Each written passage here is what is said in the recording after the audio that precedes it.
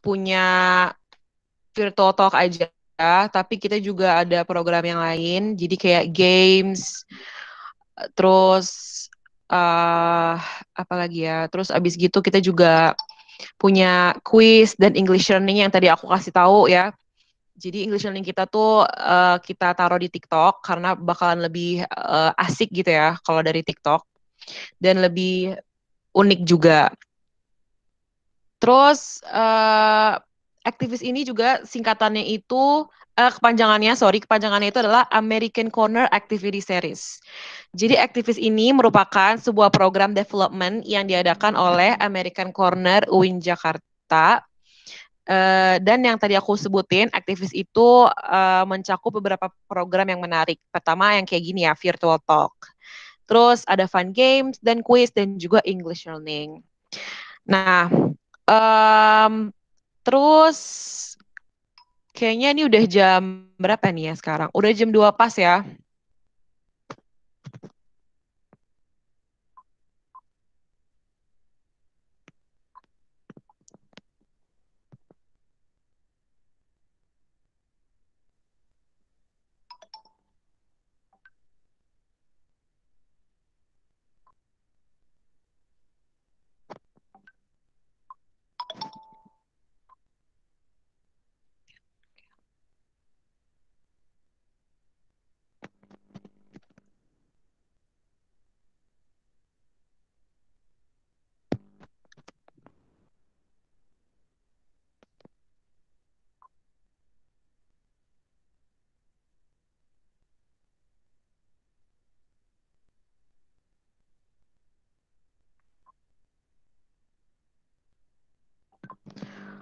Okay, I think we are going to start right now.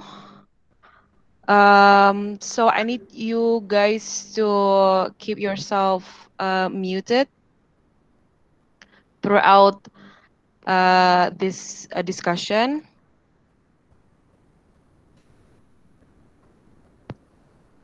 Okay, so first of all, Assalamualaikum warahmatullahi wabarakatuh.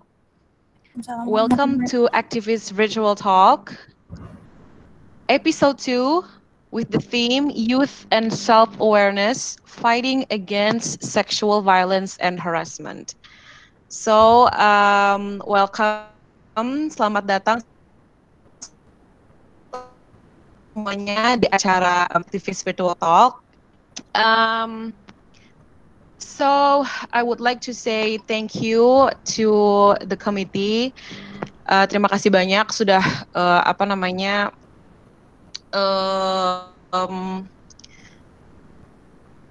terima kasih banyak sudah mempercayakan aku sebagai moderator kali ini. By the way, my name is Jian Hafi Hernanto. Second of all, I would like to greet one of representative from U.S. Embassy Jakarta, Mr. Scott. Welcome. And yeah, okay. We are going to start now. Jadi siapa nih? Kak Fajar ya, next. Okay. Okay, so there are some rules, obviously, to this discussion. I would really love you guys to pay attention in every session of this discussion. And then, like I said before, I would like to make sure that your microphone was muted when the facilitator explained the material. And then we, of course, allow the participants unmute their microphone during the sharing session and Q&A session. And then the last is obviously be more curious and active during the sharing session and Q&A session. So do not hesitate to ask anything during the Q&A session, okay?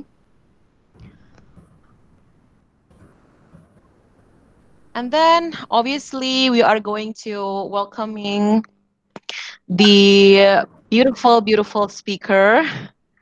So, Kak Meisha Marcella.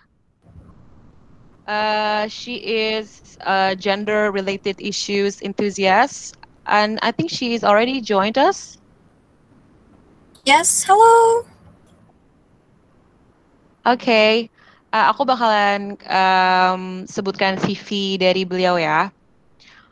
So her full name is Meisha Marcella Effendi, and she is currently studying international relations at, of course, our beloved UIN Syarif Hidayatullah Jakarta. And now she is currently a managing director in 1000 Abrahamic Circles project. And she is also she experienced to become a digital marketing in American Corner UIN Syarif Hidayatullah Jakarta. So uh, that is, I think that is the brief CV of her.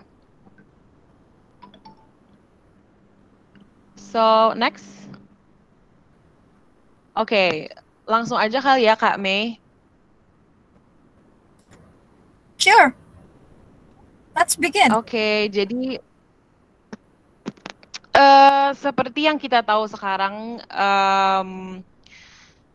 kekerasan seksual itu emang lagi marak banget ya Kak di apa namanya, diperbincangkan khususnya di Indonesia ini karena banyak banget kan kayak kasus-kasus eh yang tiba-tiba jadi apa namanya, marak lagi gitu diperbincangkan. Kayak kemarin tuh kalau nggak salah apa tuh kasus yang di Starbucks itu ya Kak, Ya, yang dari video, pegawai jadi ada kayak pegawai Starbucks, ada pegawai Starbucks, dia kayak melihat dari video cam ya, ya CCTV. CCTV ya, terus dia kayak mocking a woman, a part of woman's body, I think, if I'm not mistaken. Yeah, Ya, that's true. so, so terus juga ada lagi tentang RUU PKS tuh, ya, Yeah, yang sekarang lagi marak banget, banyak banget polemiknya antara ingin diubah adanya penghapusan kekerasan seksual, terus juga masyarakat menginginkan adanya justice for the victim of the sexual violence and um, what is it? Sexual violence and harassment. So, what do you think, Kak May? okay. So I don't have presentation right now. We will go on a moderated discussion instead. Jadi mungkin saya akan mulai dari apa sih yang dimaksud dengan sexual harassment, what is sexual violence, what is the difference between those. Jadi untuk agar lebih mudah dipahami, sexual harassment itu merupakan term secara umum, including many types of unwelcome verbal and physical sexual attention, yang apa? Jadi di dalam sexual harassment itu di situ include apa yang namanya kita bilang kayak calling, juga di situ ada yang namanya apa namanya physical attention yang mereka minta, kayak misalnya gini, kita masih sering menormalisasi apa yang terjadi ketika joking around with your friends, saying kayak misalnya di sini 18 tahun ke atas ya. I hope kayak I'm not gonna censor whatever I'm gonna say right now, karena kayak misalnya gini, banyak kita masih menormalisasi hal-hal yang tidak sebaiknya kita normalisasi, seperti misalnya yang tadi saya katakan, joking about sexual things, sexual jokes yang diarahkan either is go for the women or for the men. Jadi kayak misalnya gini, ketika kalian bercanda sama teman kalian, meskipun kalian mengatakan itu konteksnya bercanda, tahu nggak sih, gue tuh lebih suka sama cewek yang toketnya gede. Nah, that is actually already a sexual that is actually already a sexual harassment. Nah, terus nggak cuma unwelcome verbal, tapi physical sexual attention, kayak misalnya ini sering terjadi ketika di tempat-tempat umum dan juga ramai, kayak misalnya di KRL ataupun di apa namanya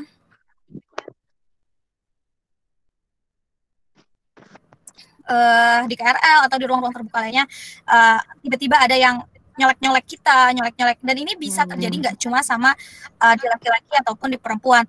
Nah, kemudian setelah si sexual harassment, there is a certain degrees yang akhirnya lead to the sexual assault. Nah, sexual assault ini sendiri refers to a sexual contact or behavior, often physical, that occurs without the consent of the victim, without the consent of any of us.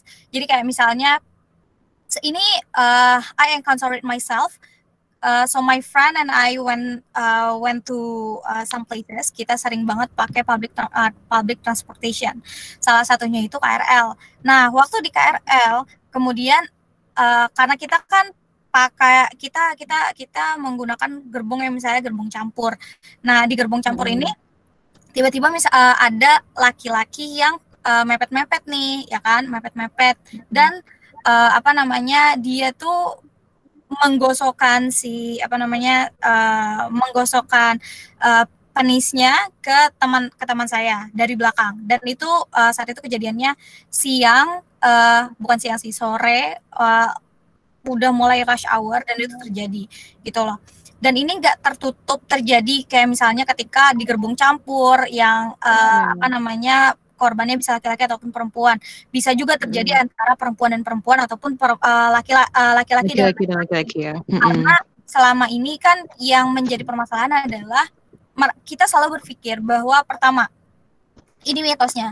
Mitosnya adalah kalau yang namanya sexual assault ataupun sexual harassment hanya terjadi pada malam hari. Itu salah.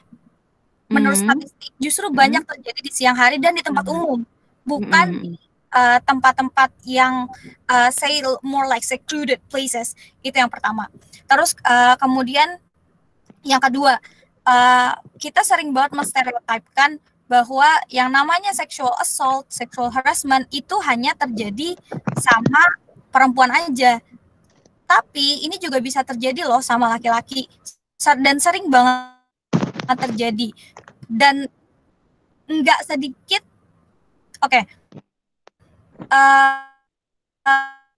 agak sedikit yang namanya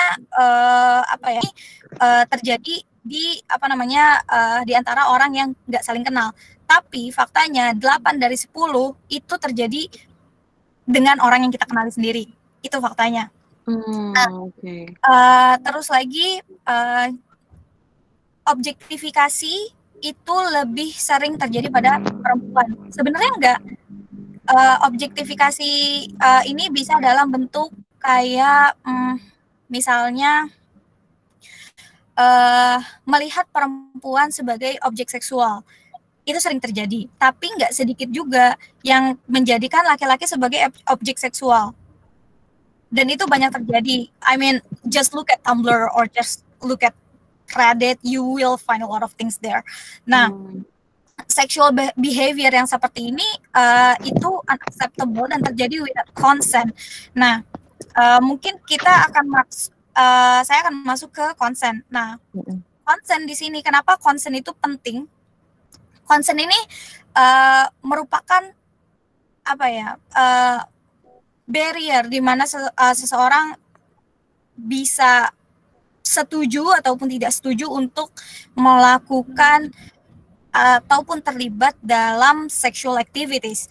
Nah, sexual activities ini nggak terbatas hanya dengan apa yang selama ini kita pikir, sexual activities is like an intimate intercourse itu kan. Sementara sebenarnya sexual activities itu including kayak misalnya kissing, hugging, things like that, yang dilakukan without consent dan menciptakan suasana yang tidak nyaman, itu already a sexual harassment and a sexual assault, and it could lead, kalau misalnya itu terjadi, say misalnya dalam lingkup Dan itu misalnya sudah terjadi dalam lingkup relations, where the victim antara korban dan juga si perpetrator, si pelakunya, itu already in relationship and everything, it could lead to sexual abuse, ya, dan itu terjadi terus menerus,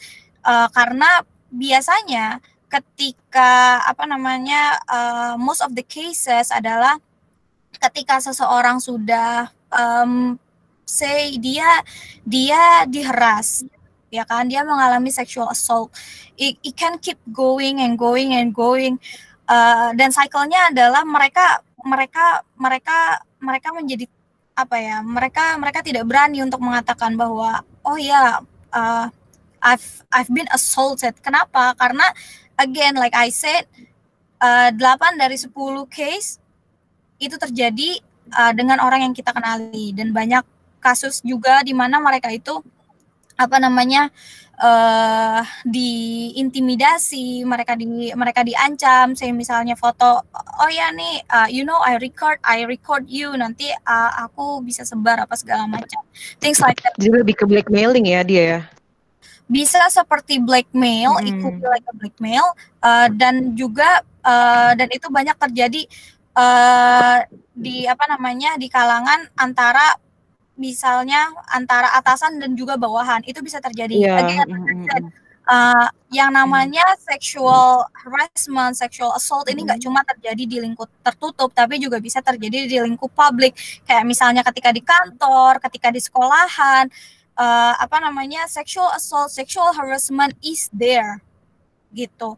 Jadi nggak selamanya hal itu tuh terjadi di lingkup-lingkup yang tertutup. Bahkan kan kayak misalnya saat ini kita bisa ambil contoh banyak banget, kayak misalnya case yang UGM, terus lagi yang terbaru itu ada yang juga ada di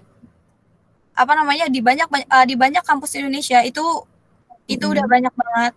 UII kasus yang terakhir, there's a lot of things that we need to improve, bahkan terutama dalam ranah publik. Makanya kemarin kayak misalnya case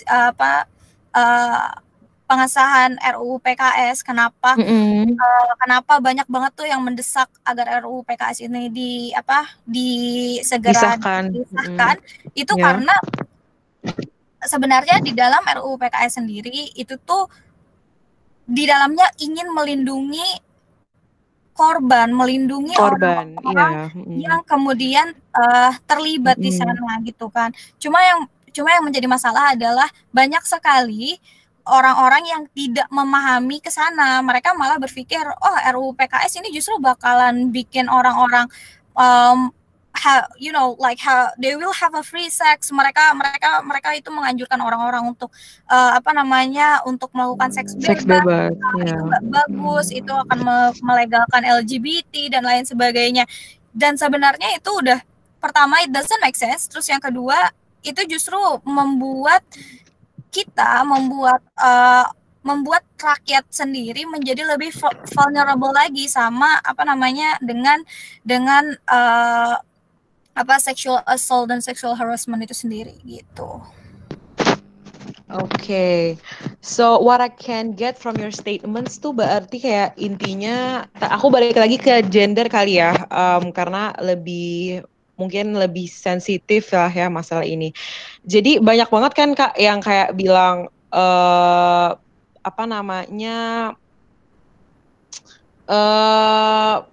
sebenarnya yang bikin pengaruh besar dalam terjadinya sexual harassment itu biasanya kan orang-orang bilang karena laki-lakinya yang nggak bisa jaga pandangannya, terus wanitanya juga nggak bisa nutup auratnya gitu. Menurut Kakak gimana tuh? Sebenarnya yang bener tuh yang mana sih gitu?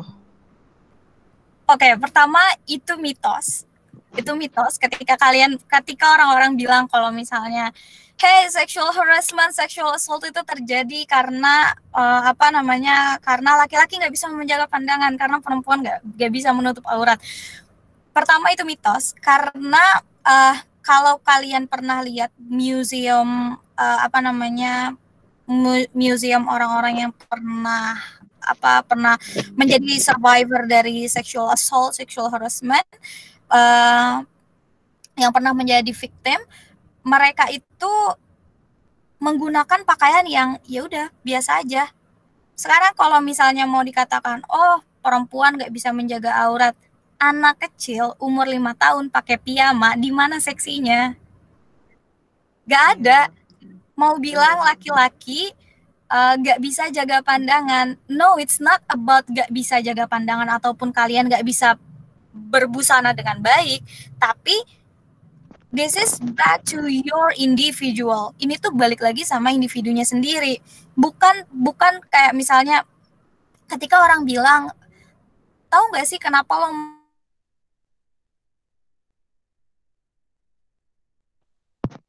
Halo, Kak Mei?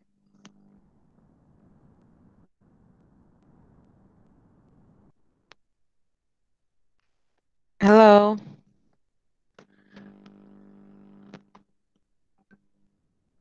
Okay, I think the signal.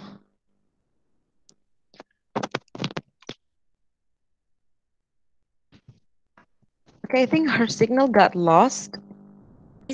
You guys, hello, Kak Mei?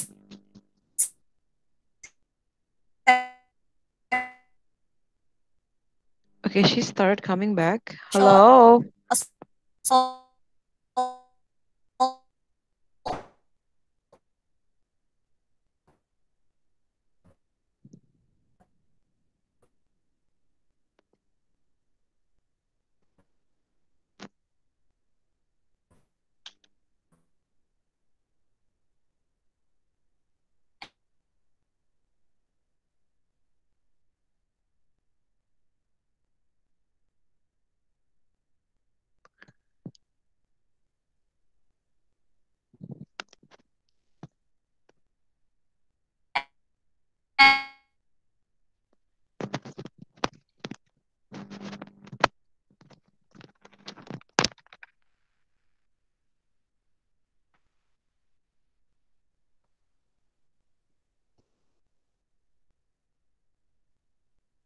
Okay, I think her signal just cut off, you guys. Mungkin Kak Mei sinyalnya lagi jelek.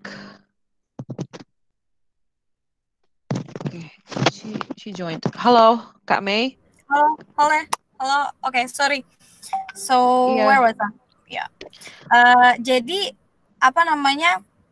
Yang namanya ketika mereka sudah menginterpretasikan kalau misalnya sexual harassment itu terjadi karena orang yang tidak bisa mengkontrol dirinya. Look, you guys are human, you guys have common sense. Kalian itu dibekali dengan akal, kalian dibekali dengan otak. Kalau kalian bisa bilang itu kan terjadi di luar kendali, itu terjadi di luar kehendak. Lo tahu nggak sih yang namanya sexual harassment, sexual assault itu ya terjadi karena lo nya yang ngundang? No, actually faktanya sexual assault, sexual harassment itu biasanya terjadi planned, sudah direncanakan.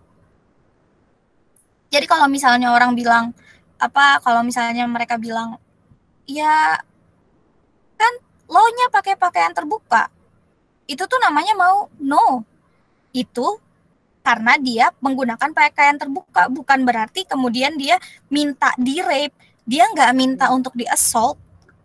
It's not, there is no consent there. Di situ kenapa konsen itu penting. Kenapa orang yang bisa berpikir itu akan mengatakan, oh iya dia nggak setuju loh untuk melakukan to engage in sexual activity sama gue kayak gitu. Nah, sementara orang-orang itu selalu menyalahkan kayak gini. Kalau laki-laki, mereka kalau ke laki-laki ya, mereka itu selalu bilang ini di sini juga penting bagaimana our society is constructing the gender role. Nah, orang itu selalu mengatakan seperti ini, membentuk pemikiran-pemikiran seperti ini untuk laki-laki di di lingkungan kita. Mereka selalu bilang, hey, lo tuh laki-laki, masa lo kayak gitu aja nggak berani? Lo laki-laki, tapi kok tapi lo cemen, nggak bisa ngedapetin cewek, tapi lo cemen, lo tuh nggak bisa, lo ngapain aja sama pacar lo, udah seberapa jauh lo sama pacar lo, kayak gitu.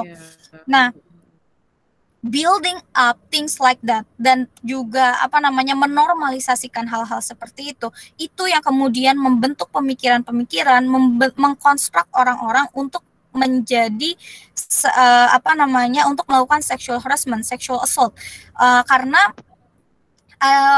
pernah ada satu kasus di US. Jadi si pelaku kekerasan seksual ini, dia menulis dalam blognya sebuah manifesto. Dia bilang, I will punish all women who makes me feel not like a man. Saya akan menghukum perempuan-perempuan yang membuat saya merasa tidak seperti laki-laki, dan itu terjadi karena perempuannya itu menolak untuk menjadi pacarnya. Bayangin, hanya karena menolak untuk menjadi pacarnya, perempuan harus go through things like that, harus melewati di mana dia menjadi dia harus menjadi dia harus menjadi victim, dia harus mengalami sexual assault, dia harus mengalami sexual harassment, seolah-olah perempuan ini adalah barang. Begitupun dengan laki-laki. It's not close to one gender, it also happen to the other gender. It's always happen di perempuan dan di laki-laki.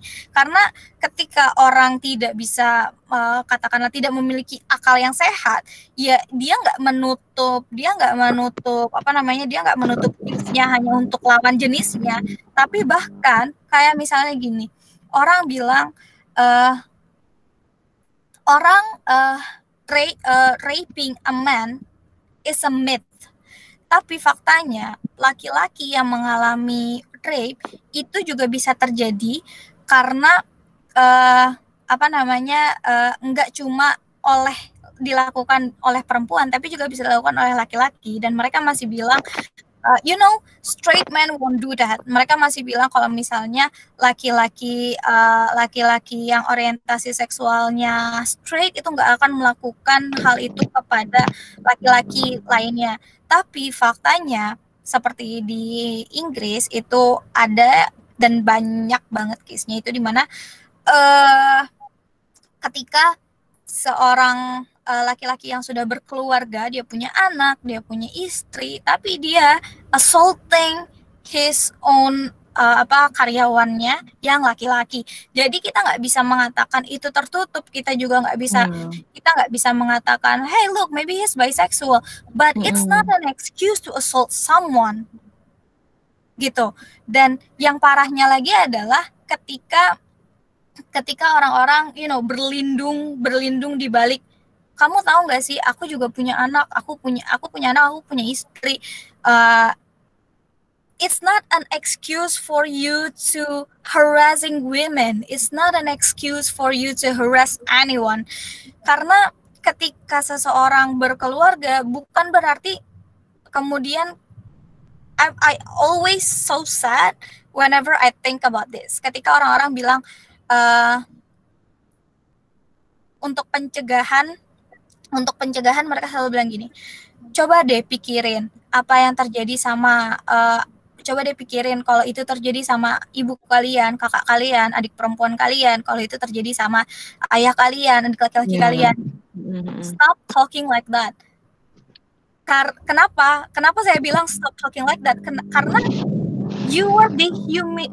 kalian itu mendehumanisasi seorang individu. Kalian nggak, apakah harus dianalogikan seperti itu dulu baru kalian bisa berpikir, oh iya, mereka itu patut untuk dihormati? No, every single one that is live on this earth yang bernyawa, they are deserve to be respected, to be treated as equal, without for you to buat kalian untuk melanggar hak-haknya, untuk kalian kemudian memperlakukannya semena-mena.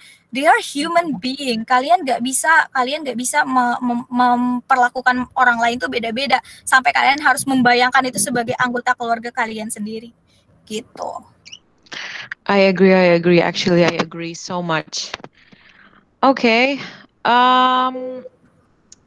Kak Mei, do you think we should open the floor to discussion with the participants? Sure. I would love to hear what they thought.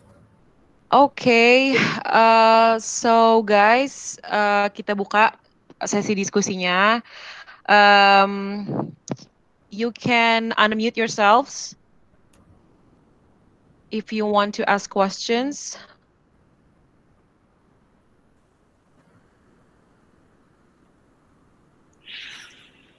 Hi there. Hi, Mr. Scott. Hi. So Hi, Mr. Scott. It's not a question. I just wanted to congratulate you all for having such a very deep and meaningful discussion on this topic. It's very courageous to talk about this topic, and I think there's a lot of stigma around this topic. So I'm really happy that we're having this discussion and that there are so many boys also joining on the call. It's so important for both genders to talk about this problem. And I think I just wanted to say, because I've seen this problem many times before, it's important for people to raise their voice and not to be quiet when you see something that you feel is not right. That's all. Okay, thank you, Mr. Scott. Mr. Scott actually mentioning one of the important thing about speaking up. Jadi ketika seseorang mengalami sexual assault, sexual harassment, mereka itu kan cenderung untuk keep it to themselves, untuk mereka enggak membicarakan hal itu dengan siapa-siapa. Karena apa? Hal ini bisa terjadi karena mereka tidak memiliki safe space mereka untuk mereka membicarakan hal ini. What we can do untuk encourage them, untuk berbicara, untuk speak up about their experience, adalah pertama, let's be not judgmental to every victim from sexual harassment or sexual violence. Karena yang terjadi adalah ketika yang terjadi di lingkungan kita adalah we always think of it sebagai aib gitu loh. Ketika seseorang mengalami pelecehan seksual, kita cenderung berpikir bahwa oh itu aib. Sebenarnya ketika kita sudah berpikir itu aib, itu akan membuat mereka semakin tidak mau untuk mengatakan hey, I was there. Aku tuh korban.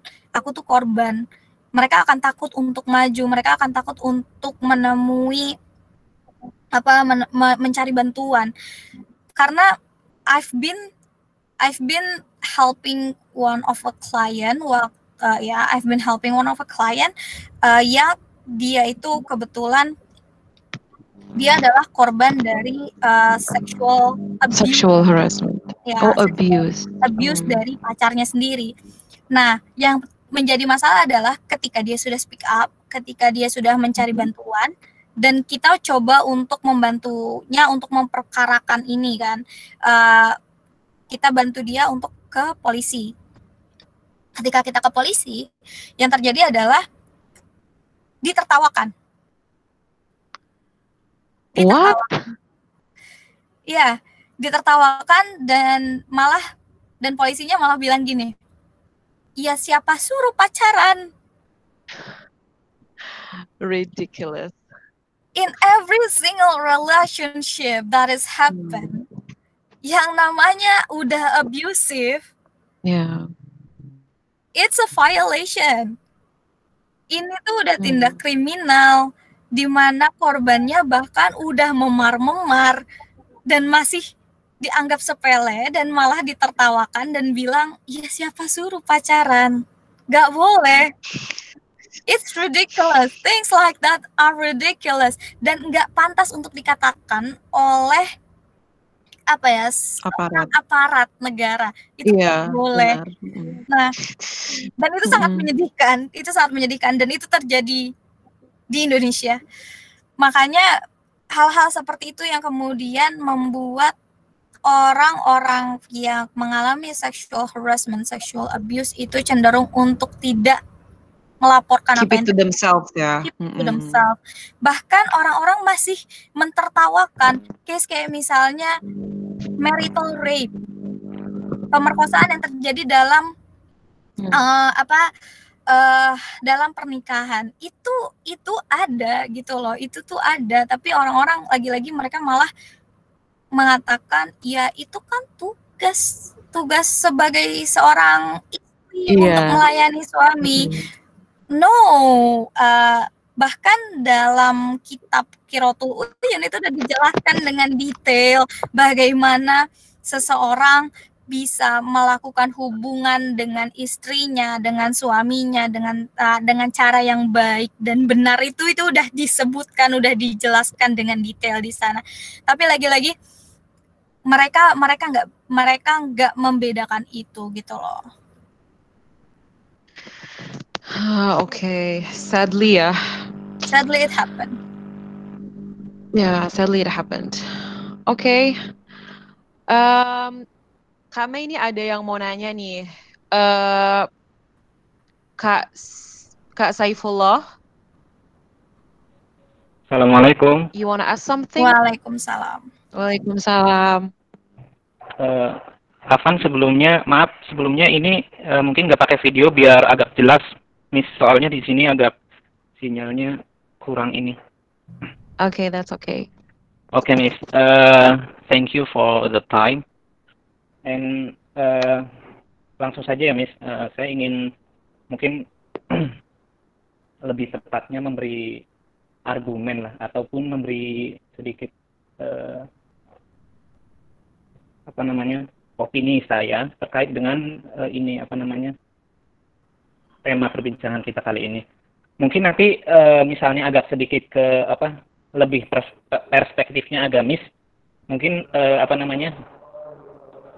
karena kita UIN ya Miss, maksudnya UIN Syarif Hidayatullah kan Islam juga, dan mohon maaf kiranya, tapi saya insya Allah akan berusaha untuk mencoba menarasikan dengan bahasa ilmiah.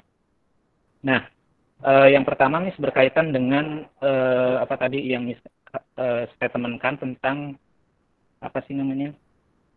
dari moderator, ada yang dari Miss moderator, maaf. Ya.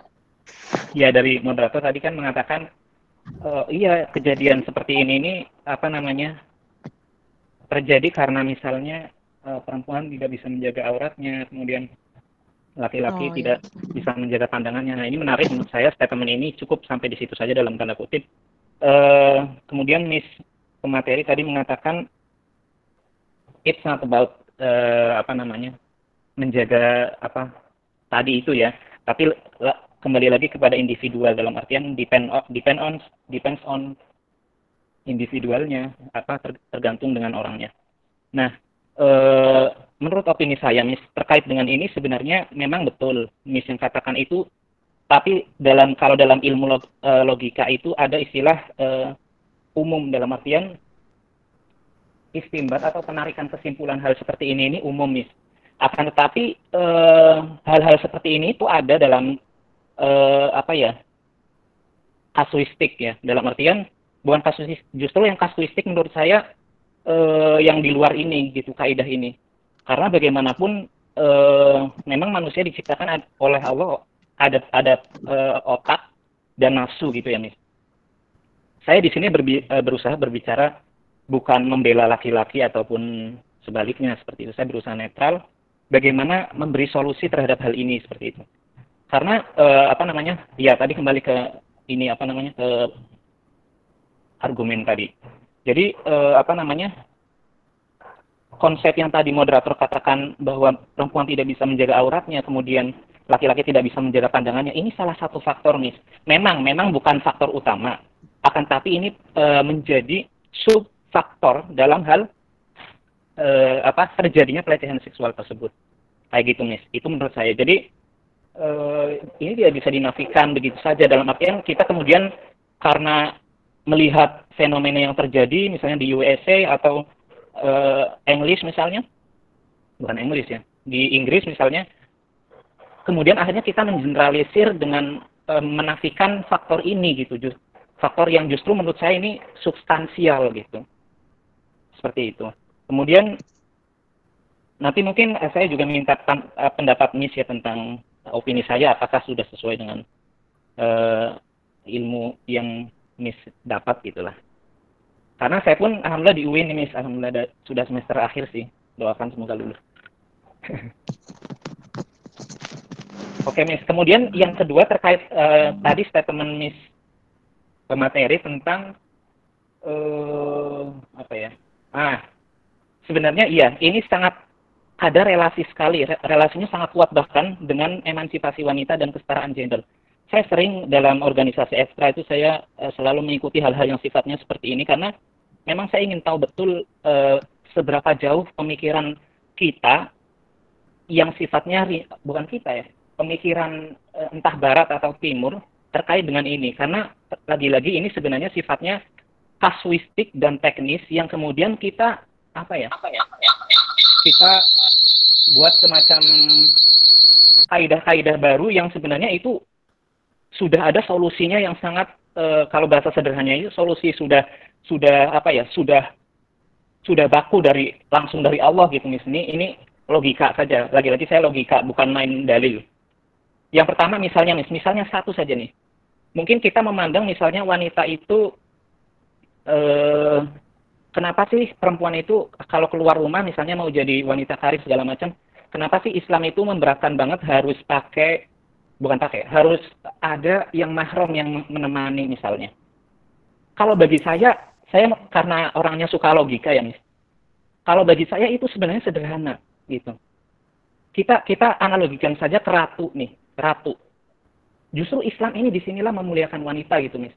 Misalnya Ratu Elizabeth misalnya. Beliau mau ke misalnya ada kunjungan kunjungan negara lain misalnya. Maka dia pasti akan menyewa ataupun setidaknya punya pas pampres yang terkuat dan terhandal untuk melindunginya, ataupun dalam hal ini untuk untuk menemani, mengguide-nya seperti itu. Karena lagi-lagi nanti Kak Saifullah, can you keep it simple? Oke. Disimpelin aja, jadi langsung to the point-nya aja. Iya, jadi secara logika memang lagi-lagi masuk ke kodrat gender wanita ya, maksudnya wanita kan diciptakan cenderung maaf bukan berarti saya mendiskriminasi, itu lebih lemah daripada laki-laki. Nah, maka Islam di situ kemudian memberi solusi terbaik untuk menemani wanita dalam setiap hendak pergi kemanapun seperti itu. Ini contoh satu, Miss. Contoh satu yang ibaratnya belum kita bahas yang lain ya. Itu sebenarnya sangat panjang sekali dan sangat melebar jika ingin diskusi lebih lanjut seperti itu. Jadi intinya gitu sih, Miss, kalau menurut saya. Jadi dalam hal sifatnya kasuistik, itu kita coba memahami dan menalar menggunakan logika dan ilmu logika dalam mengambil mengambil kesimpulan yang kemudian menjadi sekaligus bisa menjadi solusi gitu loh, Miss. Jadi tidak hanya kita memanas-manasi pihak satu, pihak dua dalam hal ini misalnya pria atau wanita atau sebaliknya gitu. Kayak gitu sih, Miss. Syukron, terima kasih. Thank you very much for giving me time. Assalamualaikum warahmatullahi wabarakatuh. Waalaikumsalam. Oke, Kak Mei, silahkan dijawab. Tadi yang pertama apa ya? Tentang pakaian. Jadi gini, ini akan masuk juga dengan pertanyaan atau pernyataan yang kedua dari siapa? Saifullah ya. Yang perlu dipahami di sini ada yang namanya relasi kuasa. Nah, dalam relasi kuasa ini ada yang namanya hierarki. Hierarki ini dikonstruk oleh pemikiran-pemikiran yang ada di masyarakat. Seperti yang tadi dimention sama Mas Saifullah, seperti laki-laki itu lebih dominan daripada perempuan. Laki-laki lebih diberikan kelebihan lebih kuat daripada perempuan. Things like that. Nah, Kenapa tadi saya mengatakan bahwa ini semuanya kembali ke individunya masing-masing, bahwa tidak selamanya menjaga pandangan ataupun menggunakan pakaian yang tertutup itu bisa mencegah yang namanya sexual assault ataupun sexual harassment. That's right. Kalau misalnya kita hanya mengatakan sebatas itu aja, preventifnya hanya sebatas itu aja, tapi kontrol diri itu balik lagi kepada individu, bukan tentang bagaimana what they see in display, gitu loh. Bukan cuma mengatakan bahwa ya there are lust, ada yang namanya nafsu. Nafsu itu ada tapi bisa dikontrol. Nafsu itu ada tapi bisa dikontrol. Itu ketika seseorang tidak bisa mengkontrol nafsunya sendiri, kalau kita mau look back sama Al-Quran, berapa kali diulang dikatakan, jagalah kemaluanmu. It means that you have to reflect dan jaga nafsu kalian. It means that you need to have a control over yourself. You are an educated person. You are a human being that is completed by God. Kalian terlahir dengan akal. Use that to control your lust, to control yourself. Gitu. Ketika kalian melihat, dan ini nggak cuma masalah tentang seksual, mengkontrol diri itu nggak cuma serta-merta cuma terhadap yang sexual things, tapi juga misalnya ketika kalian ketika kalian dihadapkan dengan rasa marah, ketika kalian dihadapkan dengan rasa tidak suka, you need to control yourself. You need to have a self-control, baru kalian bisa menjadi a decent human being yang melihat orang lain sebagai manusia, bukan sebagai objek.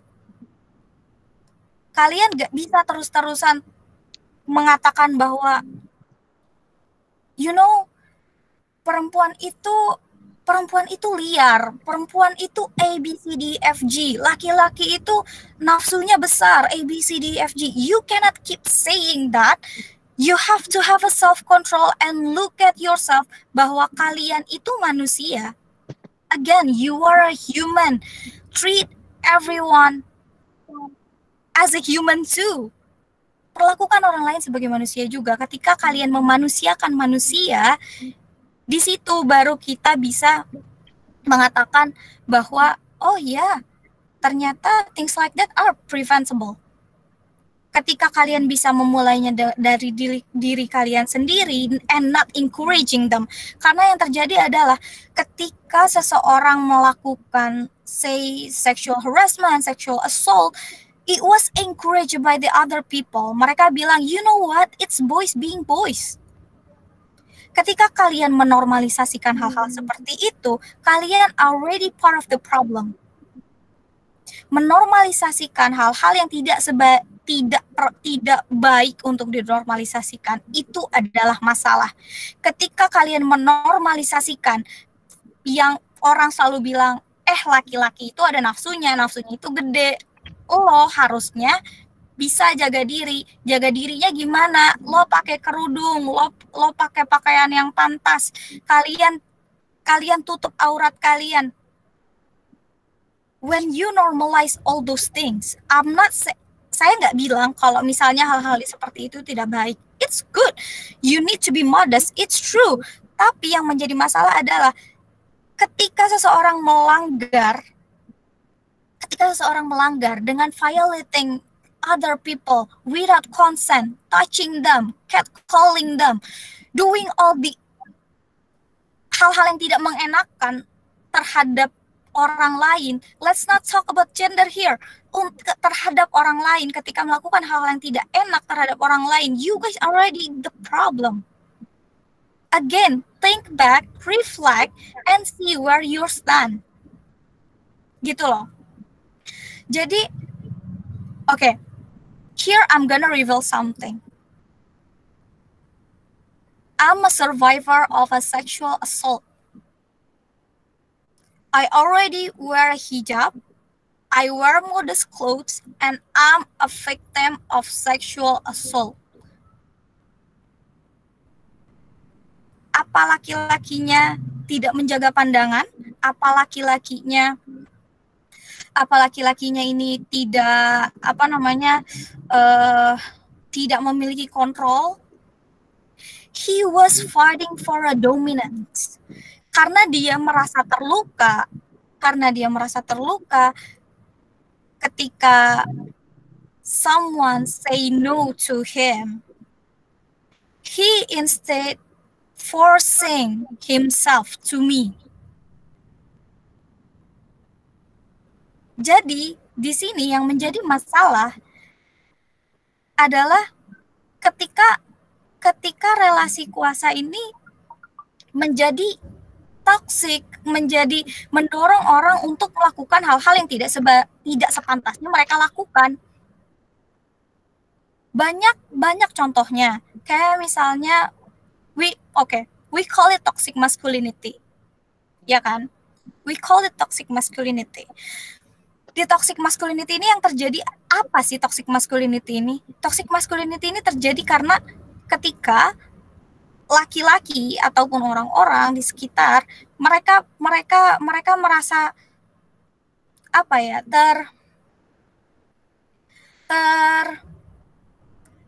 ketika mereka merasa tidak dihargai, ego mereka tidak terpenuhi, ketika mereka merasa kalau misalnya mereka itu sudah direndahkan oleh oleh orang lain yang statusnya secara hierarki itu di bawah mereka. Mereka selalu berpikir seperti itu. Kayak tadi, gender role yang selama ini diterapkan, yang selama ini ditanamkan, kayak misalnya gini, contoh kecilnya kita selalu bilang ke anak laki-laki yang masih kecil, jadi anak laki-laki nggak boleh nangis, harus kuat. He's a kid, he can cry. Toxic masculinity ini juga leading kenapa persentase kekerasan seksual yang terjadi sama laki-laki yang terrecord itu hanya sedikit. Karena buat mereka, orang-orang akan menganggap aib kalau misalnya mereka cerita, dia laki-laki dan dia cerita, aku tuh mengalami sexual assault loh. Yang ada, orang-orang di sekitar mereka apa? Mereka akan berpikir, ya elah lo gitu aja cemen. Masa lo bisa sih gituin sama cewek? Karena apa? Mereka berpikir perempuan itu lemah dan perempuan tidak akan melakukan hal seperti itu. Hey, women can be. Bisa juga menjadi orang yang melakukan pelecehan seksual loh. Pelecehan seksual nggak selamanya dilakukan oleh satu gender terhadap gender yang lain. If they are treating other people tidak secara manusiawi, itu sudah tidak lagi terkait dengan gender dia, mau laki-laki ataupun perempuan, itu bisa terjadi pada siapapun, di gender apapun. Kalau misalnya, if you guys watching or mengikuti, mungkin kalian udah dengar yang Justice for Johnny Depp. Johnny Depp Pirates of the Caribbean. Siapa sih yang nggak tahu Johnny Depp gitu kan? Dia adalah korban dari sexual abuse yang dilakukan oleh pasangannya sendiri. Pasangannya perempuan. Yang menjadi korban siapa? Johnny Depp yang laki-laki. Gitu loh. So, I'm not saying kalau misalnya for us being modest and everything is wrong. No, it's good, it's right. Actually, kita yang sekarang berpakaian merupakan evolusi kebudayaan dari yang dulunya tuh orang-orang zaman dulu nggak ada tuh yang pakai nggak menggunakan pakaian gitu kan, sampai kemudian kita sekarang menggunakan pakaian, itu merupakan bukti dari evolusi manusia gitu kan, bahwa manusia itu adalah orang-orang yang berpikir, bahwa manusia itu berkembang gitu kan. That's good. Tapi lagi-lagi dalam case sexual harassment, sexual assault, itu bukan menjadi faktor utama ataupun hal yang bisa kemudian kita bilang, hey, kalian harusnya jaga dirinya, nggak gitu. Itu that is important for you to to understand, to keep in mind bahwa nggak selamanya hal-hal yang kita pikir kita pikir itu ditanamkan ya sejak lama itu selamanya benar. Enggak, kayak misalnya lagi mereka yang mengatakan bahwa perempuan itu misalnya lebih lemah ataupun laki-laki itu lebih kuat. Balik lagi, ada hal-hal yang bisa dilakukan oleh laki-laki, ada hal-hal yang tidak bisa dilakukan oleh perempuan. Ya kan? Nah, kayak misalnya secara fisikal, kalau misalnya dikatakan, hey, perempuan tuh secara fisik itu lebih lemah dari laki-laki. You know what? We bleed for a week. We bleed for a week and people still think that we are overreacting. Mereka nggak tahu sakitnya. Nah, mereka nggak tahu sakitnya menstruasi. And people still think that women are weak. Kalau misalnya kita bilang ya perempuan itu diciptakan lebih lemah daripada laki-laki. No, every individual, every single person have their own strength in some way. Bahwa ya Islam memperlakukan perempuan dengan sangat baik dan sangat maju.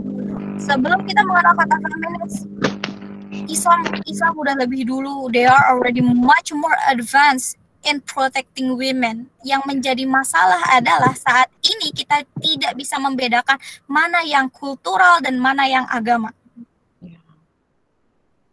Secara kultural itu nggak selamanya sejalan ataupun bisa diinterpretasikan sesuai dengan agama, karena apa yang ada di kultur seringkali termix up dengan apa yang ada di agama. Itu yang kemudian menciptakan persepsi-persepsi yang salah. Kayak misalnya gender role, balik lagi ke sana. Seperti gender role, bahwa perempuan itu ada untuk melayani suaminya, bahwa perempuan itu bahwa tugas perempuan adalah di rumah melayani suaminya, mengurus anak dan mengurus keluarganya, dan itu ada di RUU Ketahanan Keluarga. And I really don't like it. Kenapa? Bukan berarti kayak bukan berarti perempuan di situ menjadi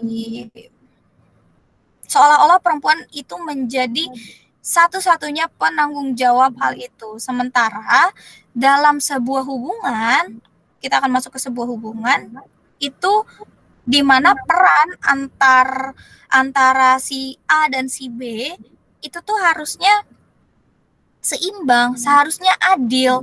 Kalau misalnya mereka mengatakan seperti ini, ya kan laki-laki atau ya kan yang laki-lakinya udah sibuk mencari nafkah, dia capek, ya harusnya dilayani. Mengurus rumah, mengurus anak, itu bebannya gak cuma beban secara fisikal aja, but also mentally. And so is yang pergi mencari nafkah. Dia juga, yang di rumah juga harus ngerti kalau misalnya beban di pekerjaan itu juga gak cuma beban fisikal, but also mentally. It's there. Tapi yang menjadi masalah adalah orang seringkali tidak memahami itu dan hanya menekankan pada satu orang. Dan di sini lazimnya adalah secara kultural perempuan kan yang ditekan, kayak misalnya ya lo ngerti lah suami lo udah capek apa segala macam, lo harusnya urusin suami lo harusnya urusin anak lo, tapi di satu sisi mereka tidak memberikan break, memberikan jeda untuk si pasangan mereka, say misalnya beristirahat, having a me time, things like that. Dan itu pun terjadi dari si pasangan yang pergi mencari nafkah untuk keluarganya. Dia si orang yang di rumah juga nggak berpikir bahwa dia tuh udah drain dengan pekerjaan dia. Tapi ketika misalnya sampai rumah, dia juga dia juga masih harus dipusingkan dengan hal-hal yang stressful. Stressful di sini bukan berarti kayak misalnya ngurus anak atau ngurusin pekerjaan-pekerjaan rumah, no, tapi misalnya demanding a lot of things, saying that kalau misalnya kamu tuh gak perhatian lagi sama aku, A B C D E F G. You guys, ketika kalian include in a relationship, kalian harus paham bahwa pasangan kalian juga membutuhkan me time. If you are already treating them dengan cara yang tidak baik, misalnya gini, saya marah, terus kalian giving them a silent treatment. Silent treatment itu kalian already attacking their mental. Ketika kalian attacking their mental, itu benar-benar mengganggu loh. So kalian nggak bisa mengatakan, you know what, kan udah capek A, B, C, D, F, G. No, yang dibutuhkan adalah you guys communicate, help each other, dan stop talking about gender roles yang nggak make sense. Kayak misalnya masalah masak, nyapu, things like that. As if it was only, as if it was only a job for the women, only people who are at home that is entitled to those works. Tapi yang sebaiknya kalian lakukan adalah share those chores. Dengan kalian nyapu, pegang sapu di rumah, itu kalian membantu pasangan kalian membantu orang tua kalian. Apakah pekerjaan seperti itu menjadi hurtful untuk kalian? Ya, bisa menjadi hurtful ketika orang-orang berpikir bahwa it's a job for a certain gender, yang akhirnya leading up to things yang as if ego mereka itu terusik. Ketika ego mereka terusik, itu yang akan leading up to all the abuse and the violence that people have to go through. Gitu. Jadi again, I really want to make you guys understand bahwa in every cases of sexual violence, sexual harassment, sexual assault, itu bisa dicegah dengan kalian having a self control. Dan kita harus berhenti juga yang namanya victim blaming. Ketika orang-orang mengatakan, ya lo sih nggak teriak kalau misalnya udah tahu lagi digituin, ya teriak lah, minta tolong lah. Banyak banget orang-orang yang mengalami paralyzed ketika hal itu terjadi. I'm one of them. I'm so shocked it happens to me. Dan orang-orang masih bilang, ya you guys enjoying those things. No. Gak ada yang enjoy dia dilanggar. Ketika dirinya dilanggar, mengalami kekerasan, gak ada yang enjoying those things. Tapi balik lagi, kayak misalnya dalam kasus pemerkosaan, orang bilang, tapi kan lo orgasm, tapi it means that you guys enjoying those things. No. Ketika it's just a body doing, it's like a mechanism of your body untuk kemudian defend yourself gitu loh. It doesn't mean kalau misalnya mereka itu enjoying those things. It's traumatizing. Gitu. So, yeah, it's so heavy. It's so heavy, and I think it's clear ya, jawabannya udah clear banget dari Kak Mei. So I think, should we go to the next participant? Kak Mei, are you up for it? Sure. Okay, so ini ada statement dari Nanda Putri. Dia di chat aja kayaknya maunya nih. Aku bacain aja kali ya. Dia bilang, aku pun sebagai wanita jujur masih suka mikir kalau ada seseorang yang dilecehkan. Ya dia aja bajunya gitu. But at the same time mikir juga kalau cowoknya mesum. Kedua hal itu punya relasi dan menurut aku dua-duanya sama-sama salah. Menurut kakak bagaimana pemikiranku ini? Apakah aku salah? Lalu bagaimana sebetulnya aku harus menanggapi dan menghadapi hal seperti ini? Oke, pertama,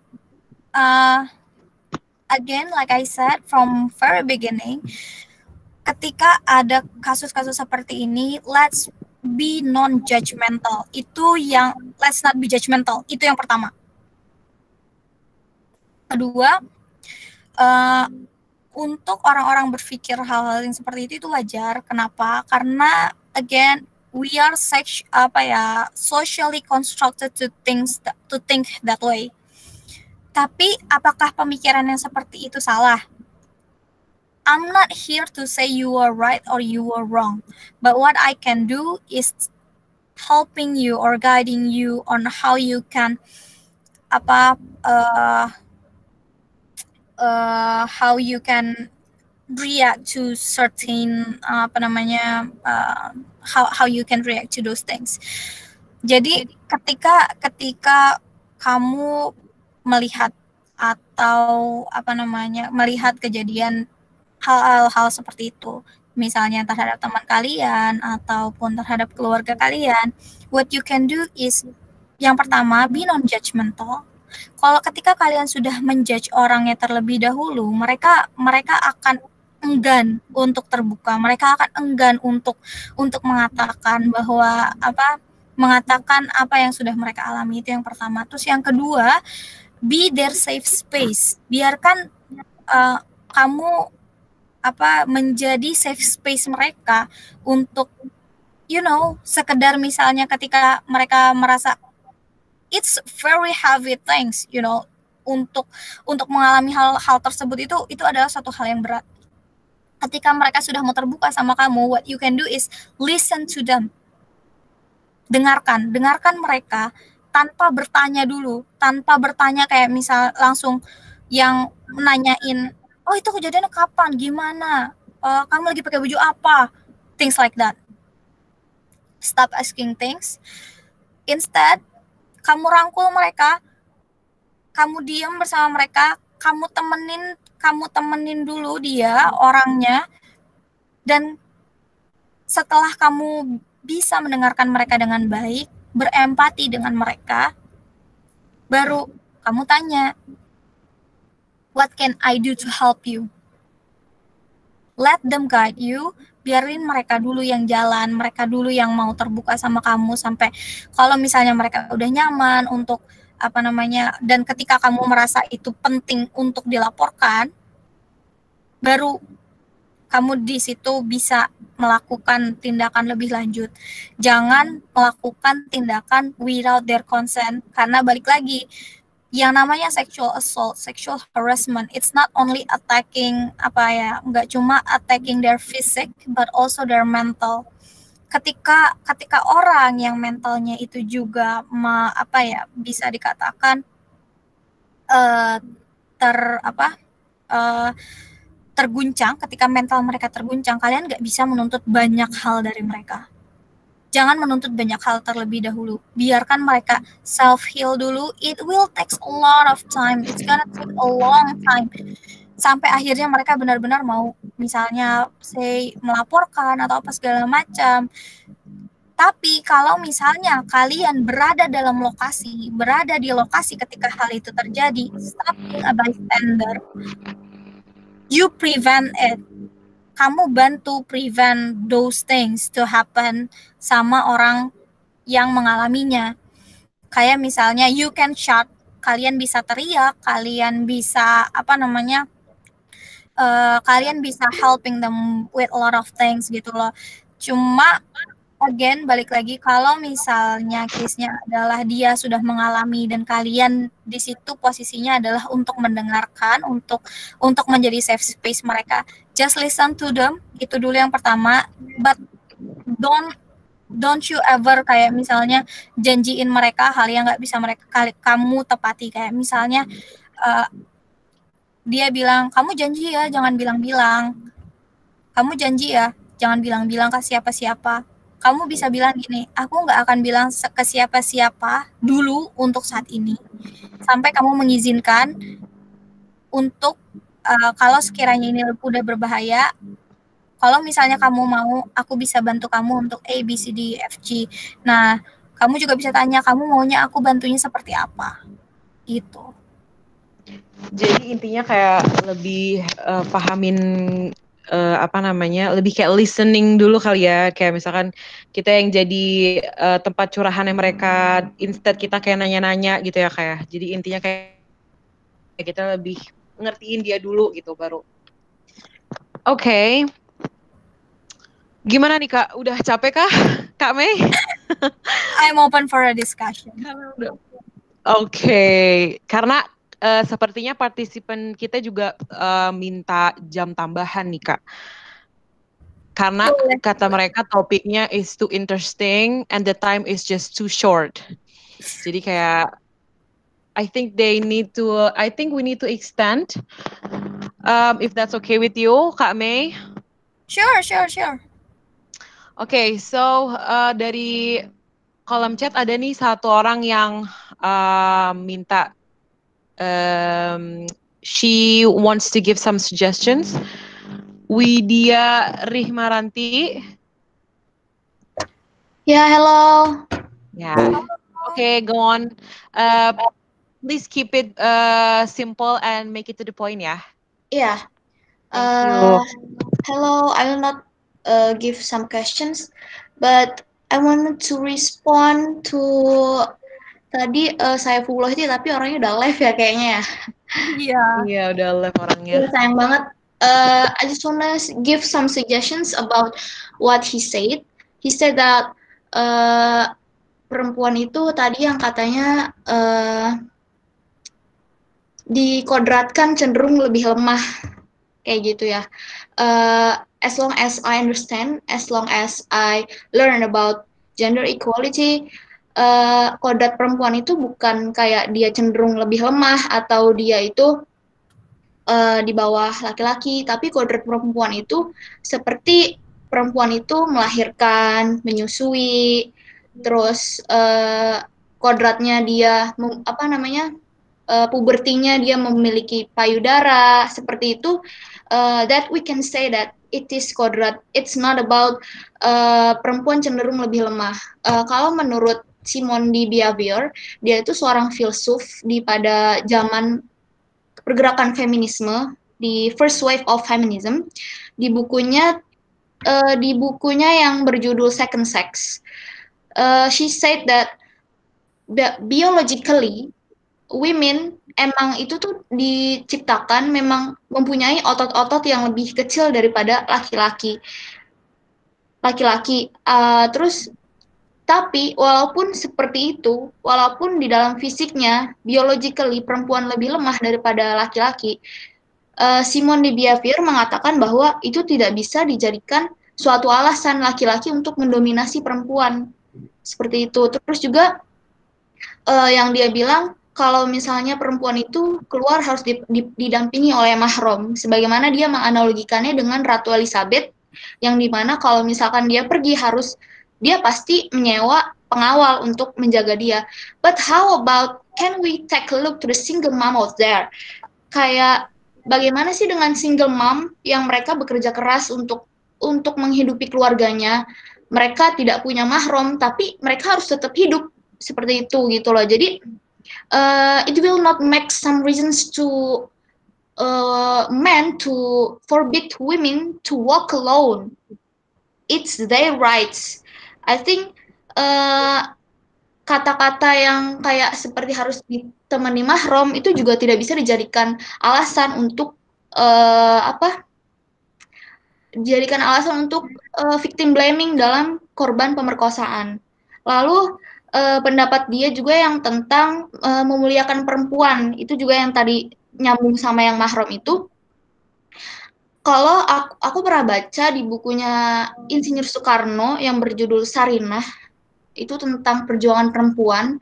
hal-hal yang harus dilakukan perempuan dalam memperjuangkan Indonesia, Insinyur Soekarno bilang kalau misalnya kata memuliakan perempuan itu juga bisa dijadikan laki-laki yang patriarkal sebagai menjadikan perempuan sebagai dewi tolol. Maksudnya itu dia memuliakan wanita ini, menjaga dia seperti berlian sampai dia tidak bisa pergi kemana-mana kayak gitu. Makanya Insinyur Soekarno bilang kalau misalnya narasi memuliakan perempuan ini disalah tafsirkan jadi mendewi tololkan perempuan, seakan-akan mereka itu berlian benda mati yang tidak bisa melakukan apapun seperti itu. Jadi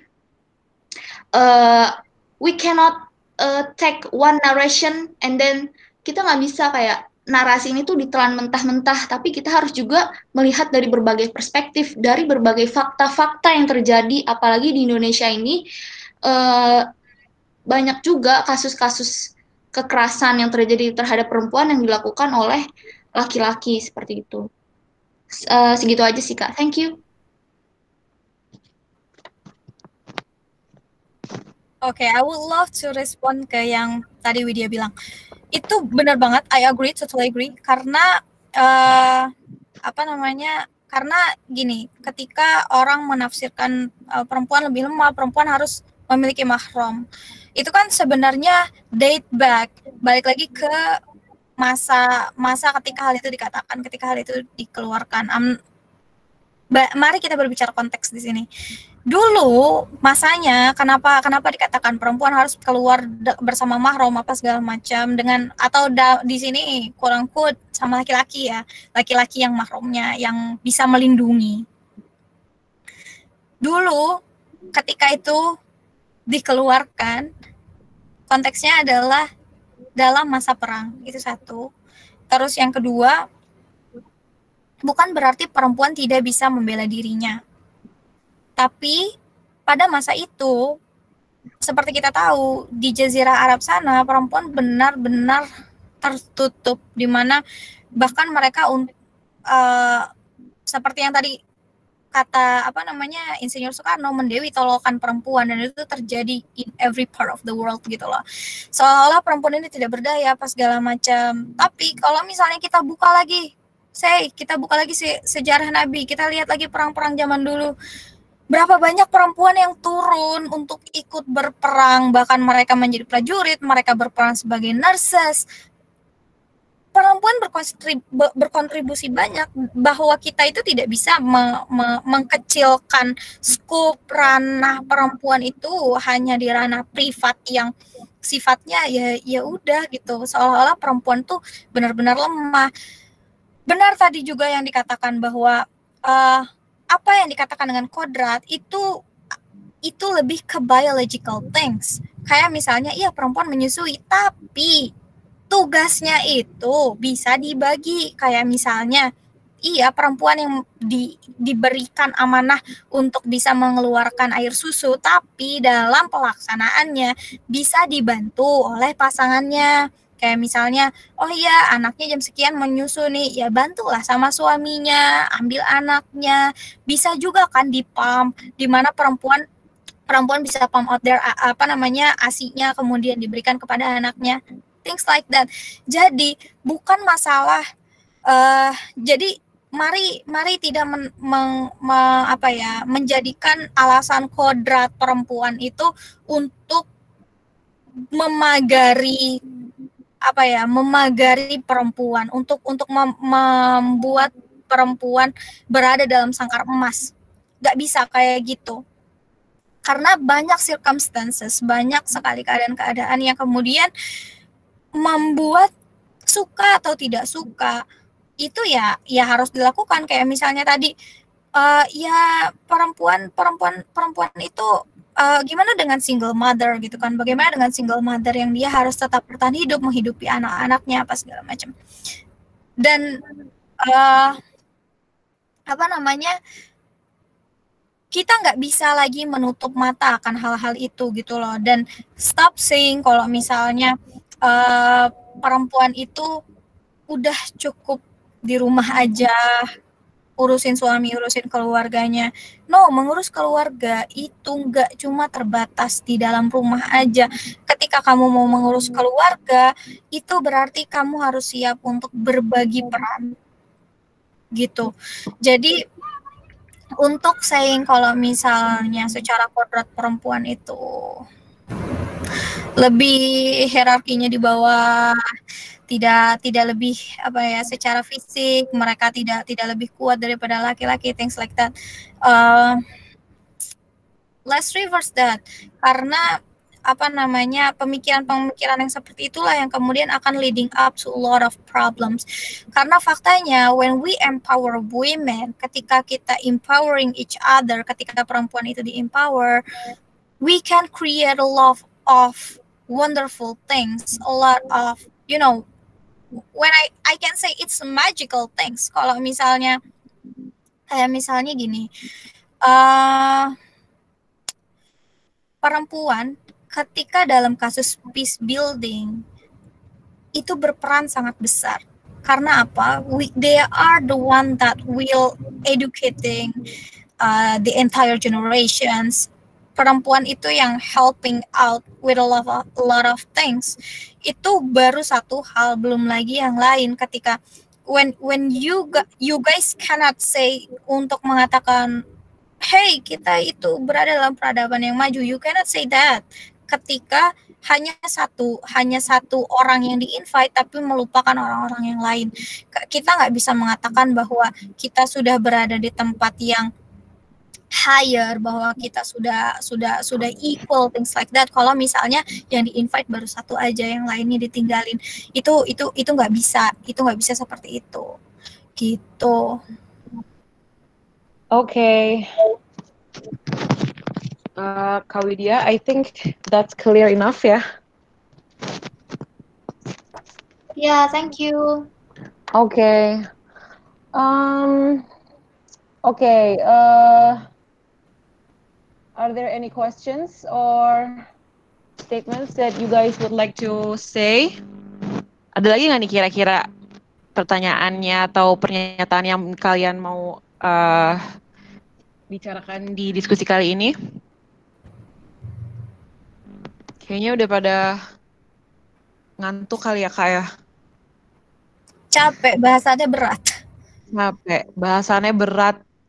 Terus juga apa namanya, sangat-sangat jelas juga ya penjelasan kakak. Jadi mungkin kayak mereka masih muter otak atau gimana nih? Gimana peserta?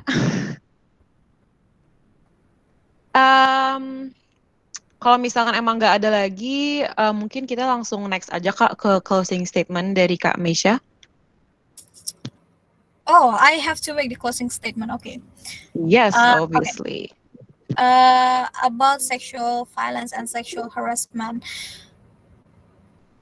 Again, what I really want to say is sexual harassment and sexual assault itu bisa terjadi pada siapapun, terlepas dari gendernya apa. Mereka nggak memandang itu semua. Tapi sebagai manusia yang dibekali dengan akal yang bisa mengkontrol dirinya, let's humanize other. Menjadi manusia dan memanusiakan juga orang lain. Itu aja sih. So, yeah, I'm really up for a discussion. Kalau misalnya kalian mau further discuss with me, I'm open. So, you guys can, ask me through my emails or my social media. Feel free to ask. I will up for a discussion with you. Oke, Kak Mei, thank you so much.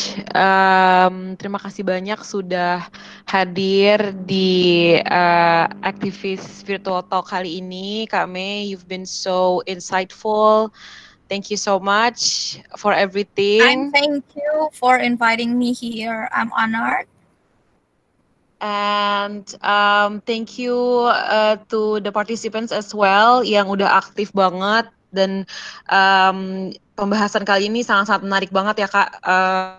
Kita jadi tahu banyak pandangan-pandangan lain gitu ya dari partisipan kita kali ini. Okay, so I think that's all for today. Karena dikit lagi mau asar nih ya.